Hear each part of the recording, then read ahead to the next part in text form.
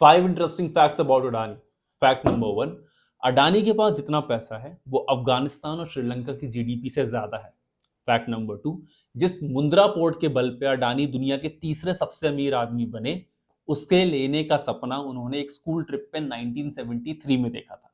Fact number 3, हम सबको लगता है कि अडानी की सक्सेस के पीछे मोदी का हाथ है, लेकिन रियल रीजंस ये हैं कि 1992 में केशु भाई पटेल जो कांग्रेस के चीफ मिनिस्टर थे, उन्होंने अडानी को कुछ सपोर्ट दिया था। फैक्ट नंबर 4, 2002 में दंगों के बाद जब मोदी सरकार पे बहुत एलिगेशंस लग रहे थे और इन्वेस्टमेंट नहीं आ रहा था, तब अनएक्सपेक्टेडली अडानी ने 15,000 करोड़ का इन्वेस्टमेंट किया था। एंड फैक्ट नंबर 5, पिछले 10 सालों में अंबानी की कैपिटल 11% बढ़ी है, वहीं अडानी की कैपिटल 116%। और इसका रीजन भाइयों और बहनों हम सभी शायद जानते हैं। खैर, गलत मिमिक्री थी, मैं जानता हूं, लेकिन कुछ लैंडमार्क ईयर्स अडानी ने ये सब किस तरीके से अचीव किया, उसके लिए 3 लैंडमार्क ईयर्स बहुत इंपॉर्टेंट है डिस्कस करने। पहला 1962 जब अडानी ने जन्म लिया एक स्मॉल ट्रेडर के घर में। दूसरा 1985 जब राजीव गांधी गवर्नमेंट ने इंपोर्ट के ऊपर से ड्यूटीज हटाई, और उस इंपोर्ट पे ड्यूटीज हटाने के बाद अडानी ने इस तरीके से चीजों को चैनलाइज किया कि अगले 3 सालों में उन्होंने अडानी ग्रुप बना दिया। और अगला इंपॉर्टेंट ईयर था 1991 जब लिबरलाइजेशन आया, और उस लिबरलाइजेशन के दम पे उन्होंने मुंद्रा पोर्ट को पब्लिक पोर्ट से प्राइवेट पोर्ट में कन्वर्ट कर लिया और सारा स्टेक अपने हाथ में ले लिया। लेकिन जो एक चीज अडानी को अडानी बनाती है वो है उनका सेल्फ मेड तरीका, क्योंकि वो एक जुगाड़ू आदमी थे, एक इंडियन आदमी थे, और इतना सक्सेसफुल होने का एक रीजन ही यही है कि ही वॉज वेरी इंडियन। समझाता हूं कैसे। ही always looked for expansion and growth. पैदा होने से लेके आज तक हिंडनबर्ग की रिपोर्ट के बाद भी, फॉर एग्जाम्पल, पढ़ाई में अच्छे थे तो साइंस स्ट्रीम मिल गई 10th के बाद, पर साइंस स्ट्रीम अच्छी जगह या अच्छी पढ़ाई कहाँ पे होगी? ये पढ़ाई होगी मुंबई में, इसलिए उन्होंने साइंस स्ट्रीम को एक्सप्लोर करने के लिए मुंबई गए। पर मुंबई गए तो सिर्फ पढ़ना थोड़ी है, सो लर्न टू अर्न। तो वहां पे उन्होंने एक फैब्रिक का बिजनेस शुरू किया। सिर्फ फैब्रिक का बिजनेस में वो ग्रोथ, वो एक्सपोनेंशियल ग्रोथ नहीं थी, तो वो छोड़ के वो डायमंड के बिजनेस में आ गए। डायमंड का बिजनेस उन्हें इतना अच्छा लगा कि जिस पढ़ाई की वजह से वो मुंबई आए, उन्होंने कहा कि let's move on, just be flexible. तो पढ़ाई को छोड़ के वो डायमंड बिजनेस में चले गए।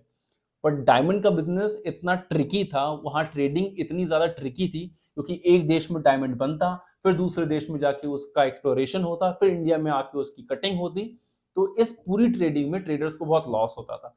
तो वो डायमंड से मूव कर गए और प्लास्टिक इंपोर्ट्स या पीवीसी फिल्म बिजनेस में आने लगे, जो उनके भाई ने शुरू किया था। ये है क्या, ये कोई भी चीज को जब रैप करने के लिए कोई सामान चाहिए तो वो इन्हीं चीजों की जरूरत पड़ती थी, इन्हीं रैपर्स की जरूरत पड़ती थी। पर इसके लिए प्लास्टिक की जरूरत थी, तो अडानी ने प्लास्टिक का इंपोर्ट शुरू किया। प्लास्टिक के इंपोर्ट में जब दिक्कतें आने लगी तो उन्होंने उन्हीं चीजों की ट्रेडिंग शुरू कर दी।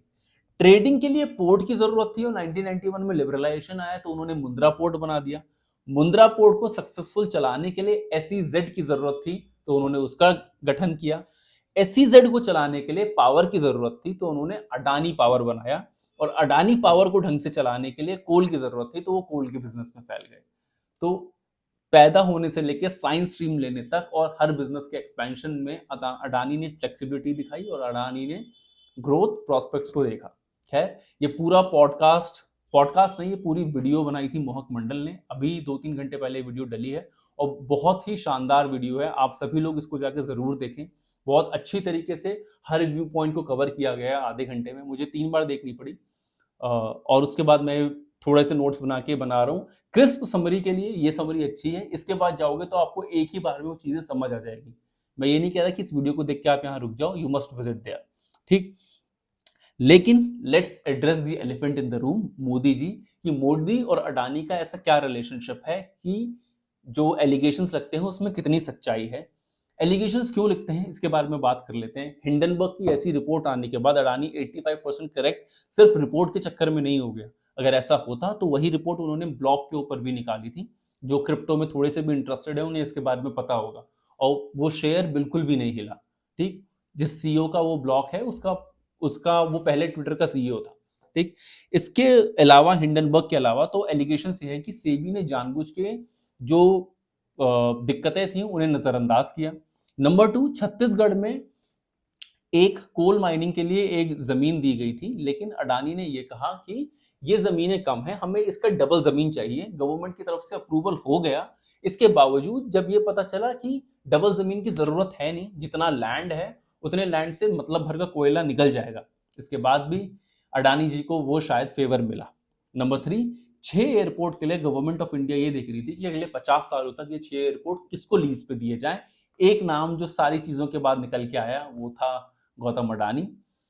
अभी हिंडनबर्ग रिपोर्ट के बाद जब शेयर प्राइस धड़ाधड़ गिर गए थे, तो एक बहुत इंपॉर्टेंट प्रोजेक्ट इंडिया का दिल मुंबई फाइनेंशियल कैपिटल, वहां पे जो सबसे बड़ा स्लम एरिया उसके डेवलपमेंट के लिए अडानी को मे बी क्रेडिट के बेस पे या मे बी कॉम्पिटेंसी के बेस पे मिला हो, पर वो मिला। जियोपॉलिटिकल सिग्निफिकेंस देखें अडानी का तो वो कितना ज्यादा है, तो इसी सरकार में उन्हें इजराइल के अंदर भी पोर्ट मिल गया, उन्हें श्रीलंका के अंदर भी पोर्ट डेवलप करने को मिल गया। और अडानी का स्टैचर इतना बड़ा है, वो सिर्फ एक फाइनेंशियल एसेट्स नहीं है अडानी के पोर्ट्स, अब वो स्ट्रेटेजिक एसेट्स हैं, क्योंकि इन्हीं अडानी के पोर्ट से 80% कंजम्पशन होता है। ठीक। और गुजरात में 2006-07 का टाइम था जब 15,000 करोड़ 2002 में अडानी ने इन्वेस्ट किया, तो उन्हें बहुत सस्ती दरों पे वहां पे जमीन मिली, ये भी एलिगेशंस हैं। 1 स्क्वायर मीटर 1 रुपए में भी मिल चुका है अडानी को। ठीक।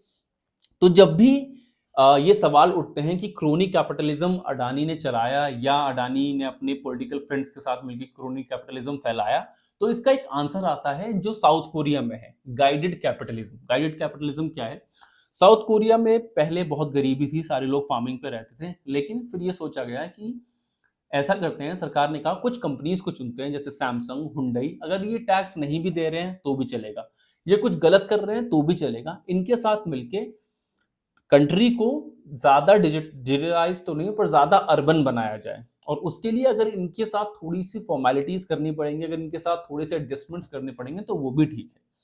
जो अडानी के फेवर में या अदानी और मोदी सरकार के फेवर में है, वो ये लोग ये कहते हैं कि ये गाइडेड कैपिटलिज्म है, जहां जब सरकार और बिजनेस कंपनीज एक साथ आ जाती हैं तब इवेंचुअली ग्रोथ होती है, इवेंचुअली कंपनी के शेयर बढ़ते हैं, इवेंचुअली लोगों को जॉब मिलता है।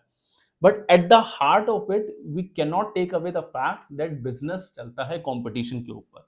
अगर किसी एक कंपनी को या किसी एक बिजनेस को ऐसा आइडिया लग जाएगा या सारी कंपनीज को यह आइडिया लग जाएगा कि किसी एक बिजनेस के साथ फेवरेटिज्म हो रहा है, तो बाकी कंपनीज का मोराल टूटेगा, बाकी कंपनीज का इनोवेशन करने का मोराल खत्म होगा, और शायद जिस मेहनत से, जिस लगन से वो काम करना चाहते हैं, उससे वो काम ना हो पाए और इवेंचुअली पॉलिटिकल अनसर्टेनिटी बने जब उसको सपोर्ट करने वाली सरकार चली जाए।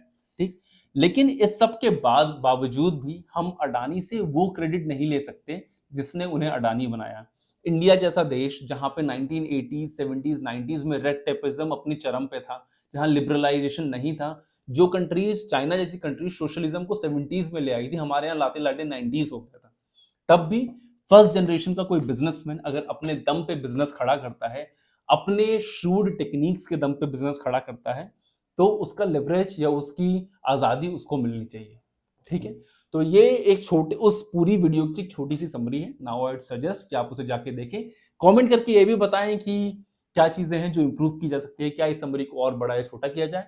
मिलते हैं अगली वीडियो में। Until then take care, bye bye, have a good night.